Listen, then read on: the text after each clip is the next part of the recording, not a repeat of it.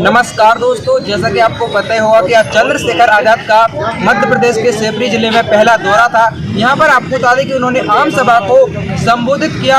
यहाँ पर आपको बता दें कि करहरा विधानसभा के संयोजक है हमारे साथ डॉक्टर हरेंद्र गौतम, ये हमें बताएंगे कि किस तरीके से चंद्रशेखर आजाद का आगमन हुआ और आगामी 2023 के चुनाव में जो चंद्रशेखर आजाद की रणनीति रहेगी, किस तरीके से भाजपा सरकार को यहाँ पर आजाद समाज पार्टी कड़ी टक्कर देगी, वो हम चंद्रशेखर आजाद के काफ़ी ज़्यादा करीबी और दिग्गज नेता माने जाने वाले करहरा से डॉक्टर हरेंद्र गौतम से पूछेंगे। सबसे पहले हम आपको बताएंगे कि जो चंद्रशेखर आजाद जी हैं, उन्होंने आज क्या कुछ बड़े ऐलान किए हैं और क्या कुछ आपको सलाह दी है आप नेता लोगों को। सबसे पहले मैं आपका न्यूज़ चैनल नैतिक टीवी के लिए धन्यवाद देना चाहता हूं, जो हमारे बड़े भाई एडवोकेट चंद्रशेखर जी के प्रोग्राम को आपने कवर किया। मैं सभी बहुजन समाज में जन्मे महापुरुषों को नमन करते हुए धन्यवाद देना चाहता हूं अपनी जनता को, जिन्होंने कार्यक्रम को सफल बनाया। रही बात चंद्रशेखर आज़ाद की, तो चंद्रशेखर आज़ाद नाम नहीं, एक ब्रांड है जो हमारी शिवपुरी की पावन धरती पर पधारे। ये उनका प्रथम आगमन था, ये एक आगाज था, शुरुआत थी भाई की। तो ये अभी भाई ने धुआं उठाया, अभी तो आग लगेगी शिवपुरी जिले में बहुजन समाज की। इस बहुजन समाज का इतना बड़ा काफिला बनेगा कि यहाँ का पुलिस प्रशासन एक छोटे से व्यक्ति की भी थाने में सुनेगा। मैं ये चाहता हूँ चंद्रशेखर भाई के आने से ये फायदा हुआ है हमारी जनता को, ये फायदा हुआ है कि अभी कोई हमारी बहुजन समाज पर अत्याचार होता था तो हमारा प्रमुख अधिकारी वहाँ जाता था, लेकिन मैं वादा करता हूँ कि आज हमारे चंद्रशेखर भाई यहाँ पर शिवपुरी में पधारे तो हमारा एक एक कार्यकर्ता अगर यहाँ प्रशासन के पास अपने अत्याचार के खिलाफ अगर आवाज़ उठाएगा तो उसकी आवाज़ को सुनी जाएगी। हमारे चंद्रशेखर भाई में इतना पावर है। रही बात चुनाव की, तो मैं मानता हूँ हमारी समाज पीछे है, लेकिन चंद्रशेखर भाई ने हमारी समाज को संजोया है, हमारे नव युवाओं को भीम आर्मी में जोड़ा है, एक भीम आर्मी बनाई है जिसको संगठित होने में टाइम जरूर लगेगा, लेकिन हम लोग संगठित हो चुके हैं। हमारी लड़ाई की शुरुआत हो चुकी है, बहुजन जाग गया है, हम जरूर आगे बढ़ेंगे और एक दिन इस शिवपुरी में 2023 से लेकर 28 तक अपनी सरकार का विधायक जरूर बनाएंगे, ये हमारा वादा है। अगला सवाल आपसे ये है कि जो यहाँ पर बहुजन समाज पार्टी है मायावती की, तो वो भी काफ़ी ज़्यादा मजबूती से आने वाले 2023 के विधानसभा चुनाव में चुनाव लड़ेगी और दूसरा विकल्प बहुजनों के पास है अब चंद्रशेखर आज़ाद की आज़ाद समाज पार्टी।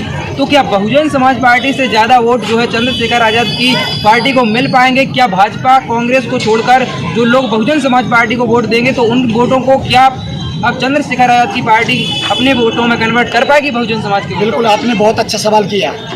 मैं मानता हूँ ये बहुजन विचारधारा एक ही, बीएसपी भीम आर्मी मानते हैं, एक ही लोग हैं, बटेंगे, लेकिन बात है विचारधारा की। आज हमारे बहुजन समाज पर अन्य अत्याचार होता है, हमारे थाने में कौन खड़ा होता है? भीम आर्मी। जमीनी स्तर से जो काम करेगा वो आगे जाएगा। राजनीति में ये मेरा वादा रहा, भीम आर्मी हो या बीएसपी हो, मैं किसी का विरोधी नहीं हूँ। हम विचारधारा की लड़ाई लड़ रहे हैं, आज हमारी भीम आर्मी विचारधारा की लड़ाई लड़ रही है, हमारी विचारधारा की लड़ाई आगे जाएगी। हम जमीनी तौर से कार्य करते हैं, हमारे साथ जनता आज नहीं तो कल हमारा साथ देगी और मैं वादा करता हूं 2023 से लेकर 28 तक हम अपना यहाँ पर विधायक जरूर बनाएंगे। करहरा विधानसभा हो, चाहे वो पौरी हो, शिवपुरी की 5 विधानसभा में से किसी भी विधानसभा से हम विधायक जरूर निकालेंगे, ये मेरा वादा है। बीएसपी और भीम आर्मी की बात तो मैं नहीं कर सकता, लेकिन विचारधारा वाली बात है, हम भीम आर्मी वाले जमीनी स्तर से काम करते हैं, करते रहेंगे। हम राजनीति में आए ना आए, हमारी सामाजिक परिवर्तन की लड़ाई लड़ती है और लड़ते रहेंगे। हम बहुजन समाज की आवाज़ को उठाते हैं और उठाते रहेंगे। अगला सवाल हमारा आपसे ये रहेगा कि जो बहुजन समाज के लोग हैं, जो कुछ लोग चंद्रशेखर आज़ाद के सत्ता राजनीति में आने से, जिस तरीके से चंद्रशेखर आज़ाद ने पहले सामाजिक संगठन बनाया था और इसके बाद आपको बता दें कि पार्टी खड़ी कर दी, तो आपको बता दें कि इससे ज़्यादा काफ़ी ज़्यादा बहुजन समाज के लोग नाराज हैं। खासकर जो बीएसपी के नेता हैं वो आपको बता दें कि चंद्रशेखर आज़ाद पर यह आरोप लगाते हैं कि चंद्रशेखर आज़ाद लोगों को, जो नए युवक हैं, जो युवा हैं, उनमें काफ़ी ज़्यादा जोश होता है और वो उन युवाओं को अपनी रैलियों में बुलाते हैं, आक्रोशित भाषण देते हैं, जिससे माहौल खराब होता है और चंद्रशेखर आज़ाद की इसी कारण से जो नई युवा पीढ़ी है उन पर काफ़ी ज़्यादा मुकदमा होते हैं और उन्हें जेल जाना पड़ता है, उनका करियर बर्बाद हो जाता है। ऐसा बीएसपी एवं कुछ बहुजन समाज के लोगों का मानना है, इस पर आपकी क्या राय है? बिल्कुल, आपने बहुत अच्छा सवाल किया, इसको मैं आपका एक एक शब्द क्लियर करूँगा। आपने कहा चंद्रशेखर आज़ाद जी उग्र आंदोलन करवाते हैं, लोग उग्र हो जाते हैं, लड़के उग्र आंदोलन करके थानों में एफआईआर होती, मुकदमे दर्ज होते हैं। तो एक बात तो सत्य है, जब परिवर्तन की लड़ाई होगी, लड़ाई लड़ेंगे तो विरोध को झेलना पड़ेगा, मुकदमे भी दर्ज होते हैं। लेकिन मैं बात पढ़े लिखे की और शिक्षा वाली बात करता हूँ तो सबसे पहले हमारे चंद्रशेखर भाई एडवोकेट हैं, वो खुद पढ़े लिखे हैं, वो किसी से गलत सलाह नहीं दे सकते। आज चंद्रशेखर भाई के अंदर वो पावर है कि वो खड़े खड़े किसी के प्रति भी मुकदमा दर्ज हो उसको सफाई करवा दें। किसी एसपी या कलेक्टर किसी की ताकत नहीं है जो चंद्रशेखर भाई को बात नहीं माने, लेकिन चंद्रशेखर भाई आज युवाओं को सामने रखते हुए उनकी फिक्र करते हुए आज थोड़ा युवाओं को देखते हुए धीमी गति से चल रहे हैं, क्योंकि हमारे नवी युवा हैं, भीम आर्मी में जुड़े हैं। नहीं तो भीम आर्मी की ताकत वो है, चंद्रशेखर भाई तूफान है तूफान। अब मैं बता देना चाहता हूँ, आपने कहा कि ये जो लड़के हैं उग्र होते हैं, बिल्कुल भीम आर्मी बनाई, उसके बाद आज़ाद समाज पार्टी बनाई, मानते हैं। आज भाई ने 4 साल 3 साल लड़ाई लड़ी भीम आर्मी संगठन से, भाई पे मुकदमे दर्ज हुए, भाई ने जेल झेला, किसी भी पार्टी ने भाई का सपोर्ट नहीं किया।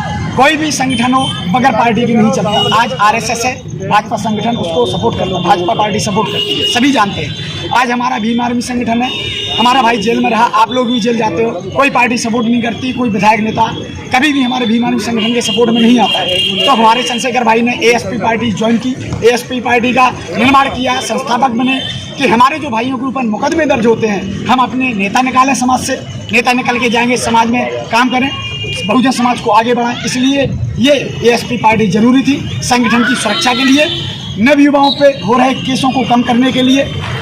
बस मैं यही कहना चाहता हूँ। हाल ही में जो जालौर में इंद्र मेघवाल की हत्या हुई, जिस तरीके से टीचर ने मटके को छूने पर इंद्र मेघवाल को इतना पीटा कि उसकी उपचार के दौरान मृत्यु हो गई, तो आपको बता दें कि तमाम बहुजन समाज के जो नेता हैं वहाँ पर जा रहे हैं, उनसे बातचीत कर रहे हैं पीड़ित परिवार से। लेकिन जब चंद्रशेखर आज़ाद वहाँ पर गए तो पहली बार पुलिस ने उन्हें डिटेन कर लिया, दूसरी बार गए तो नहीं मिलने दिया। तो ऐसा क्या कारण है, चंद्रशेखर आज़ाद को ही क्यों नहीं मिलने दिया रहा है, जबकि बहुजन समाज के तमाम नेता उनसे मुलाकात कर रहे हैं। यहाँ तक कि राजस्थान सरकार के जो खास नेता हैं सचिन पायलट, उन्होंने भी पीड़ित परिवार से मुलाकात की। लेकिन जो भीम आर्मी के मुखिया हैं चंद्रशेखर आज़ाद को क्यों पुलिस द्वारा राजस्थान की सरकार रोक रही है? बिल्कुल, कांग्रेस हो या भाजपा हो, कोई भी पार्टी मैं कह सकता हूँ बहुजन हितैषी नहीं है। कांग्रेसी जाएंगे, अपनी राजनीति की रोटियां सेक के वापस आ जाएंगे, वहाँ पे उस चीज़ का उपयोग करेंगे, फायदा लेंगे। भाजपा हो वो भी अपनी राजनीतिक रोटियां सेकेंगी और वहाँ पे जाके 4 लाख 5 लाख रुपए दे सकते। चंद्रशेखर भाई अगर जाते तो उस भाई के लिए ज़्यादा हेल्प मांगते, कुछ ऐसी शर्तें रखते जिससे आगे चल के जो अन्य अत्याचार हो ब्लॉक हो जाते।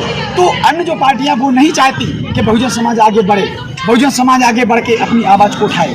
बिल्कुल, इसलिए चंद्रशेखर भाई को रोका जाता है, क्योंकि चंद्रशेखर भाई हमेशा असत्य के खिलाफ खड़े रहते हैं, सत्य के साथ खड़े रहते हैं, कभी झुकते नहीं हैं। उन्हें पता है अगर ये चंद्रशेखर भाई वहाँ जाएगा तो बहुजन समाज एकजुट होगा, हमारी सरकार पे इफेक्ट पड़ेगा, हमारे वोट बैंक कम होंगे, इसलिए चंद्रशेखर भाई को रोका जाता है। लेकिन चंद्रशेखर भाई वो तूफान है जो कभी ना रुका है न कभी रुकेगा।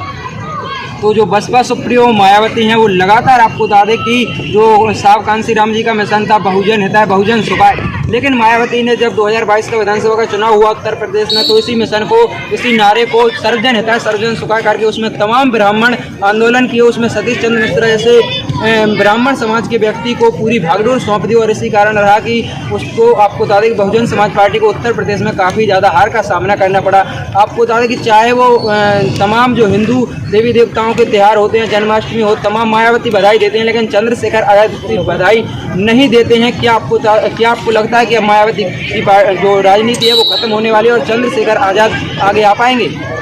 मैं बता देना चाहता हूँ, आज का दौर युवाओं का है, जहाँ युवा झुकता है वहाँ देश झुकता है, ये सत्य है। आज युवाओं की राजनीति आगे आई है, जो मनुवादी सरकारें हैं वो ध्यान से सुनिए। अब युवा आ गया है, बहुजन समाज जागा है, अब बहुजन समाज का राज आएगा, ये 100% सत्य है। टाइम जरूर लगेगा।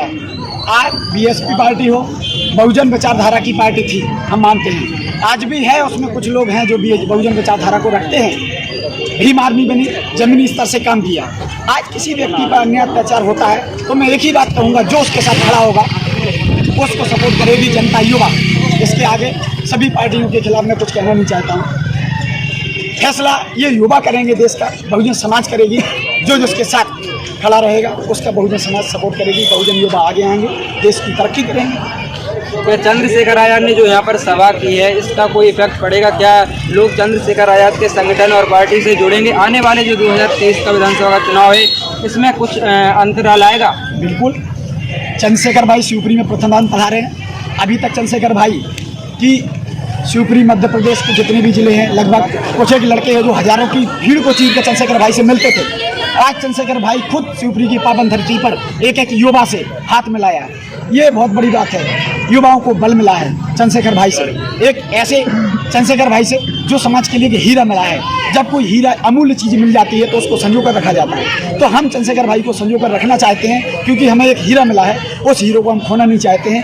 वो बहुजन हृदय सम्राट है, युवाओं की आवाज़ को उठाने वाला, दलितों की आवाज़ को उठाने वाला, अन्य अत्याचार के खिलाफ आवाज़ उठाने वाला। तो हम ये मानते हैं चंद्रशेखर भाई के आने से इफेक्ट पड़ेगा, युवा जुड़ेंगे, उनकी विचारधारा के साथ आगे बढ़ेंगे। नैतिक टीवी से बात करने के लिए डॉक्टर साहब आपका बहुत बहुत धन्यवाद। बहुत बहुत धन्यवाद।